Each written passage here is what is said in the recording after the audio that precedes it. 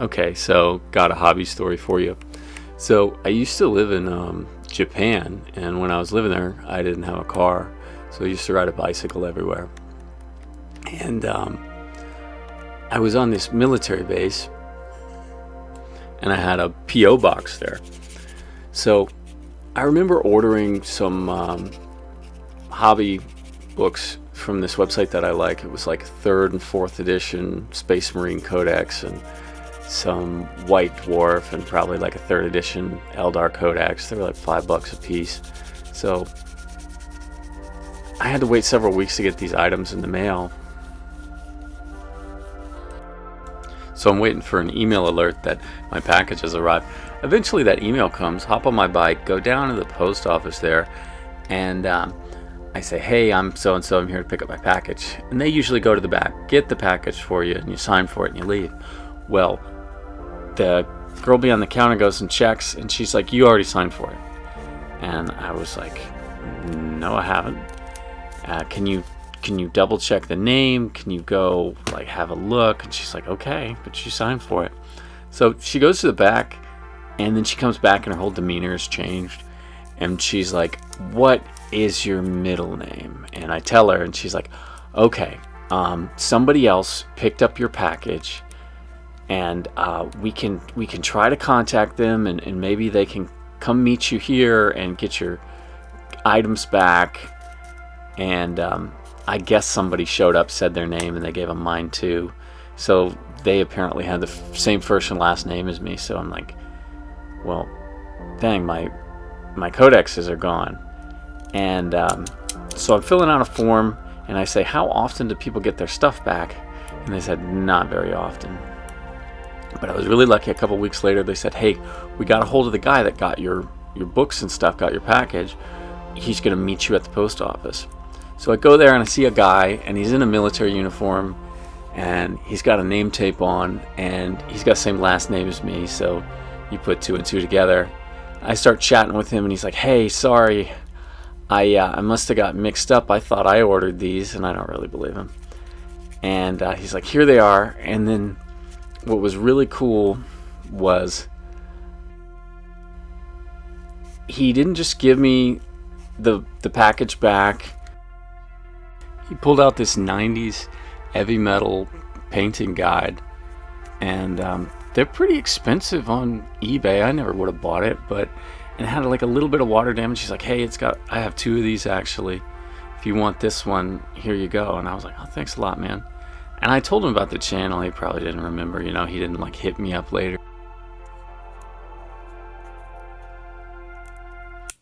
So like, I really think he tried to take it, and I think he started to get letters from the post office and kind of put pressure on him, which when you're in the military, like, you get extra pressure from your job, and if people in charge of you find out, then you could get in a lot of trouble. And I think after a couple weeks, he was just like, oh, I need to give that thing back and kind of get this pressure off my back. But I mean, I forgive the guy, it was cool of him to give me the heavy metal book and stuff.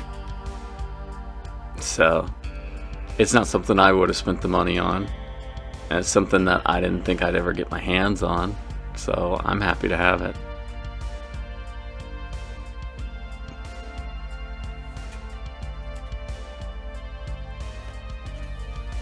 So you can see with the build what I've done. There's like a plastic Easter egg, and there's these little pipe kits you can get on Amazon. They're like a kid's play pipe set, and they usually come with some big wheels or something. Kind of reminds you of Connects or like Legos or something like that. It's one of those builder toys. And there was a little EVA foam I wrapped around it. The MDF disc was probably a base that came with some other kit.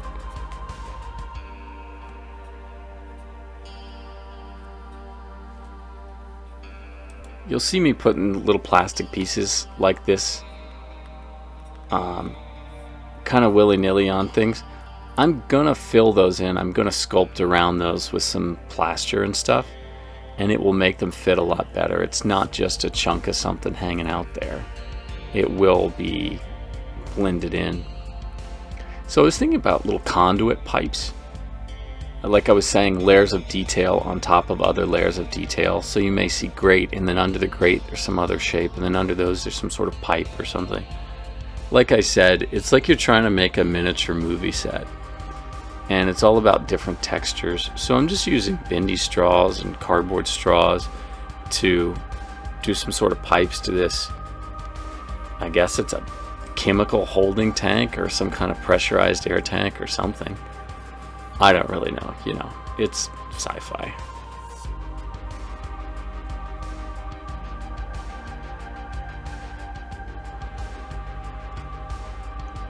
So have you guys, let me know in the comments if you've been scratch building anything lately. I haven't had that much hobby time lately. I mean, just too busy. But it's something I want to do and something I'm thinking about. And so it kind of comes in waves where you've got more time on your hands and you can get some stuff done, and then you are too busy. But one of the fun things about documenting it is you can look back and, like, even I kind of forget how I did something. Like, I'll look back and I'll go, why is this texture like this? Did I use baking soda, or did I use flour, or did I use, is this wood glue and tile grout? What is this? I can look back at my videos like a little journal and kind of re-educate myself, because I just don't always remember what I was doing 2 years ago and how I made this stanchion look like cement or something, you know. This is my first time working with sculptor's mesh. I originally bought it because I wanted to make chain link fence at 28mm scale, but it's also great for, you know, walkways and bridges and things. If you look at those holes in that black plastic there, it's just too big for a 28mm figure. It would be like you running around with holes in the floor the size of dinner plates. It just wouldn't make a lot of sense. I quickly attach stuff with hot glue, but I don't just use hot glue. I tend to come back with some super glue and some weights and go around to other stuff. That part is obviously the back of a wristwatch, and I'll detail that later. These, I think these were for dog bags, like dog doo-doo bags. And I don't want to see all the shape on the cardboard tube, so I just cover them with some tape. And like I was saying, I'm just kind of free-flowing with stuff. I'm not really planning. I get materials out, I look at the parts that need detail, and I just start layering things up. And then you figure out the finer details later.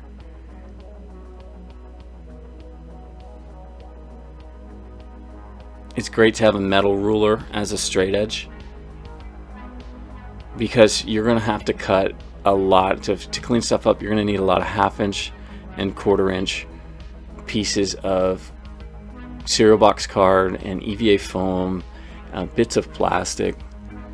One material somebody talked about that I've never used, apparently you can buy cheap plastic big signs that say yard sale and things like that, and it's just plastic card, and you can cut those into strips.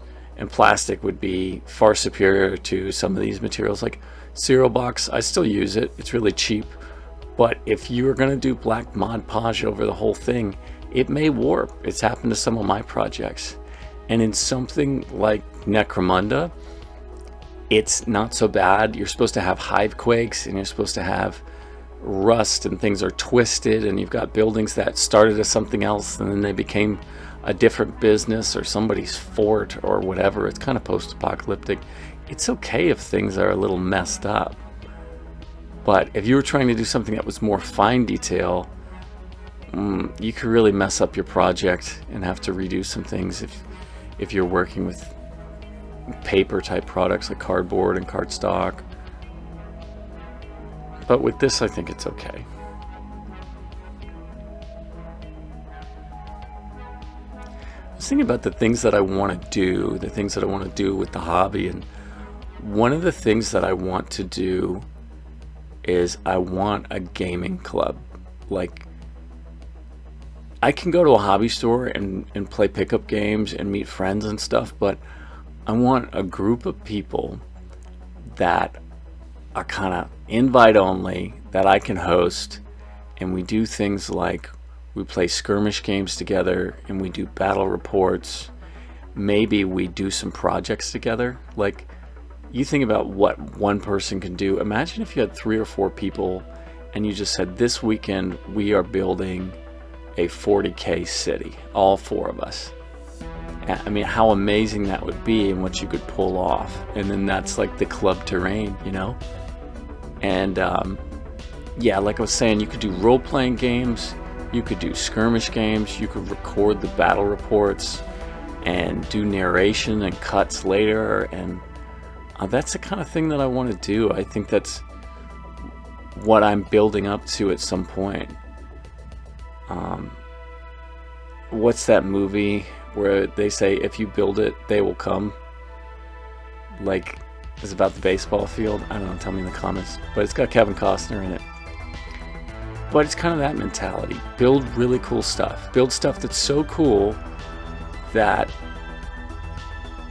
it would draw people in to where, you know, they would go, it'd be awesome to play. I mean, look at that terrain. It's so cool. Like, it's about the whole experience. There's so many people that don't paint their models, and like, I'm not hating on them, but it kind of throws off everything you're trying to do. You put in all this work to build this really nice terrain and get every detail and every little bit of rust draining down under a bolt, and like, you want to kind of lose yourself in it and just kind of look at it like it's a movie playing out. And so if everything is all together like it would be in an old White Dwarf battle report, everything's well painted, everything's all put together, everything's kind of photo ready, I just think that I just think it's much cooler. And I'm not against it. I'd totally play with somebody who didn't have painted models, and I wouldn't give them a fuss, and I wouldn't give them any problems. But I'm just saying, aspirationally, that's the goal. I'm just rambling, sorry. So, got a bendy straw going up this tower. I really just wanted to fill that weird gap where it wasn't straight. And we start to get into finer details, rivets. So what I like to use for rivets are diamond dots, which I bought from, I think I bought them from Hobby Lobby here in the United States. And then another thing, which was a great investment, was I went on Amazon and I bought a 1mm hole punch. And I started punching little plastic bread tabs. And I've seen people punch coffee lids, or like you could use the plastic lids from yogurt tubs, or like margarine tubs or things like that. Just sit there while you're watching TV or something and just punch rivets, and just make yourself a whole little jar full of rivets so that you have a supply later. I found the easiest thing to do, and the thing that stops the glue from drying too fast, is I do a pool of glue in one spot on something that's not permeable, like paper, and I touch the rivet to it and I move it to the place, and I'm trying to make sure they're even on every side, so they're placed in a symmetrical way. And it's kind of a laborious process, but it's really not bad for me. I mean, it's kind of like somebody, I don't know, people think it's chill to color or something. I just like doing the rivets, and you can listen to audiobooks or listen to YouTube or something and just do your rivets. You might have a point where you're more systematic than me.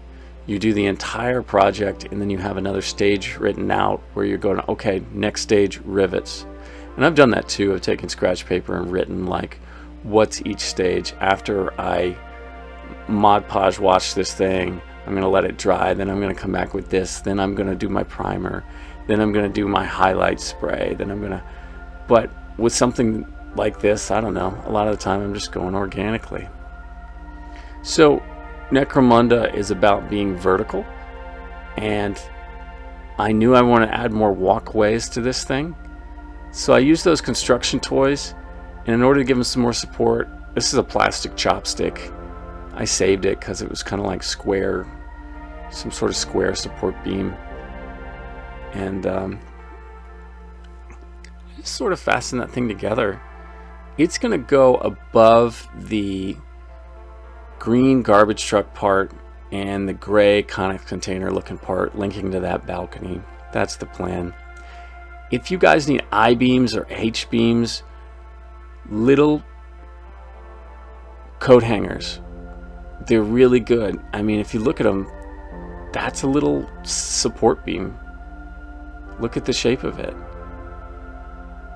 Just cut those up, get rid of the shapes that don't really work for you, keep the straight parts, and you could make some really cool stuff. I mean, you could do all your own sort of support beams and X shapes and all of that. I'm just starting to rough this out and get it to the proper height, but I think I'm going to do more details on it later.